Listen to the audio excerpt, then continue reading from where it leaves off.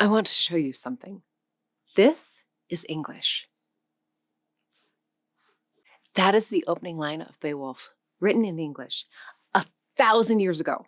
You cannot read it, not because it's a different language that looks like English, because it is English, the same language you were hearing right now 1,000 years earlier. Now see this. This is Turkish, written in 1930. 2 years earlier, this exact sentence would have been written in a completely different alphabet, one used for over 1,000 years. A government changed the entire writing system of 13 million people overnight. Languages are supposed to be the most stable things humans produce. They change slowly, almost imperceptibly. Grandparents and grandchildren speak the same language, except when they don't.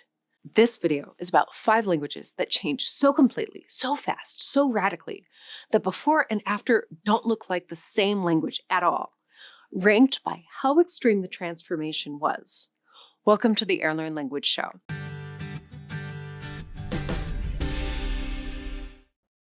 I've ranked these 5 on 4 measurable factors: how radical the transformation was, how different the language looks before and after, how fast it happened.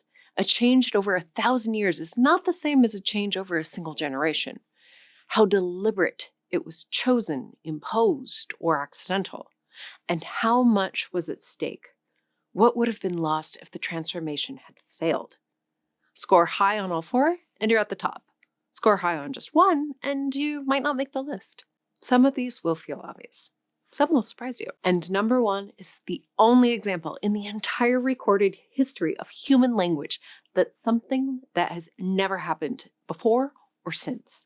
When you learn any of these languages on Airlearn, you're not just learning grammar. You're stepping inside the most dramatic survival stories in linguistic history. Links in the description. Here's the ranking. Old English was fully inflected Germanic language. Every noun changed its ending depending on the role of the sentence. 4 cases, 3 grammatical genders, complex agreement between every word. It worked the way Latin works, the way German works today. That entire system is gone from modern English. No cases, no grammatical gender, no agreement between adjectives and nouns. One of the most grammatically simplified major languages on earth. 3 invasions did this. The Vikings arrived in the 8th century speaking Old Norse, close enough to communicate, different enough that the grammatical endings caused constant confusion. Mixed communities stopped using the endings and relied on word order instead. Then, the Normans arrived in 1066 speaking Old French. For 3 centuries, England was bilingual. French for the ruling class, English for everyone else. English absorbed thousands of French words and simplified further, which is why English has synonym pairs everywhere: kingly and royal, ask and inquire, begin and commence. The Anglo-Saxon word and the French word sitting side by side, slightly different in register, both surviving. Then, the great vowel shift. Between 1400 and 1700, every major vowel sound restructured itself. Nobody decided this, it just happened. Which is why through, tough, though, thought, and thorough all end in the same 4 letters, and none of them rhyme. A native speaker of Old English transported to modern London would not understand a simple sentence. The transformation is total. It sits at number 5 because it happened slowly, over 1,000 years, driven by accident rather than decision. Everything above it happened faster, more deliberately, with more at stake. In 1945, Indonesia declared independence with somewhere between 300 and 700 distinct languages spoken across 17,000 islands. The founding fathers needed one national language. The obvious choice was Javanese, spoken by 40% of the population. They didn't choose it. Choosing Javanese would have told every non-Javanese Indonesian that the new nation was a Javanese project. Instead, they chose Malay, a trade language nobody owned, a lingua franca used in markets and ports across the region, spoken as the second language by traders and merchants. Neutral, unclaimed, politically safe. The choice had been announced in 1928, 17 years before independence, when Indonesian nationalists pledged allegiance to one homeland, one nation, one language, a language most of them didn't speak at home. After independence, it was installed in schools, government, military, and media. Technical vocabulary was coined, legal terminology formalized, academic registers built almost from scratch. Roughly 270 million people speak Indonesian today. Almost none of their great-grandparents spoke it as a first language. It sits at number 4 because the base language already existed.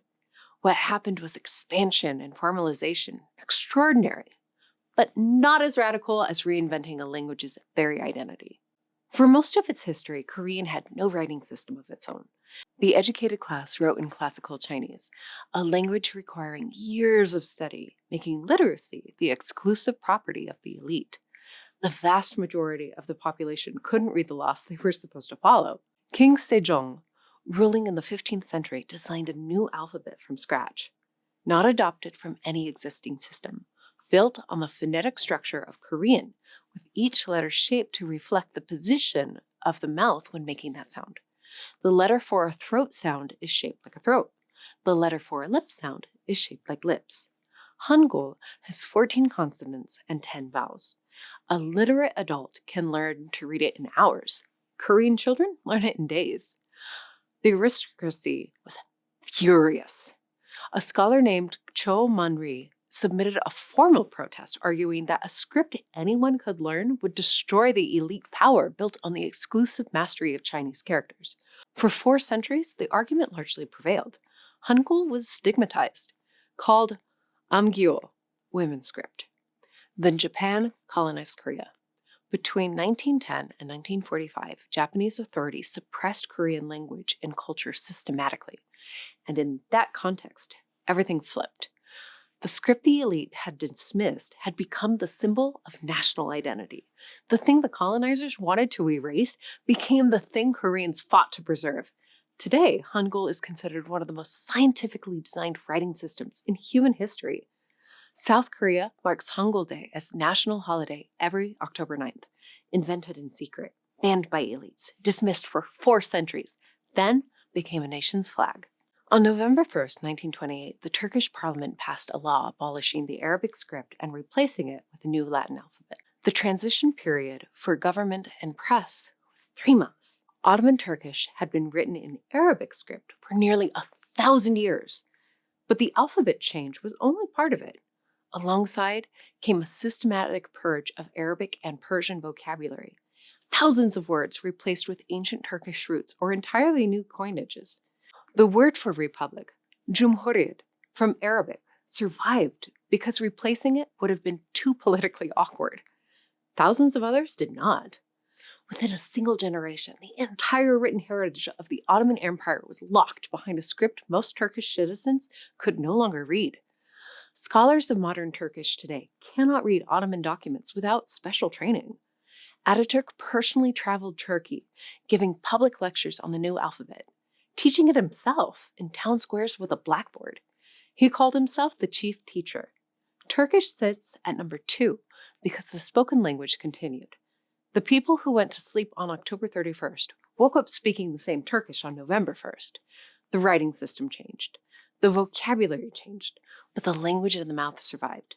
The transformation at number 1 went all the way down into silence itself. By the end of the 19th century, Hebrew had not been a spoken daily language for roughly 1,700 years. It existed in prayer and scripture and scholarship, but no child grew up speaking it. No market was conducted in it. No one fell asleep to it. Every linguist will tell you this is the point of no return.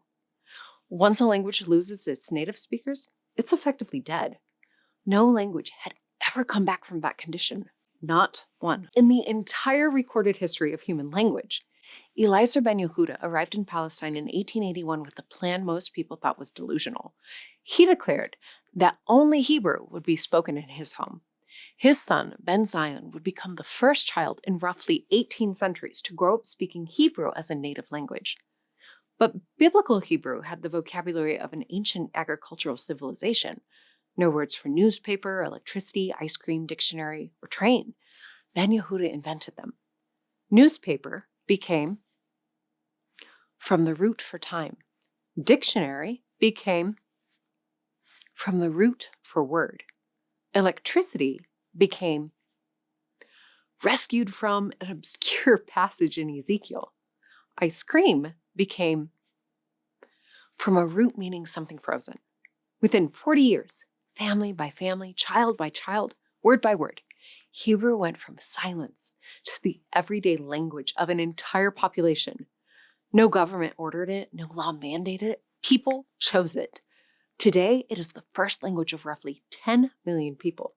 Children argue with their parents in it, fall in love in it, write pop songs in it, in the same language that last lived in daily mouths when Rome still ruled the ancient world. That's why it's number one. 5 languages, 5 transformations. English stripped by 3 invasions over 1,000 years until its own ancestors couldn't recognize it. Indonesian, chosen by a nation to hold 700 languages together, and it worked. Korean, an alphabet invented in secret, suppressed for centuries, then became the symbol of a people's survival. Turkish, reinvented overnight by government decree, its Ottoman past locked away in an alphabet no one could read anymore. And Hebrew, raised from 17 centuries of silence by nothing more than collective human will. Score them on the 4 factors: radical transformation, speed, deliberateness, stakes, and the ranking holds. But here's what I keep on coming back to. Every single one of these languages is learnable today, and every one carries this history inside it. When you learn Hebrew, you're learning a language someone decided to resurrect and then had to invent words for ice cream.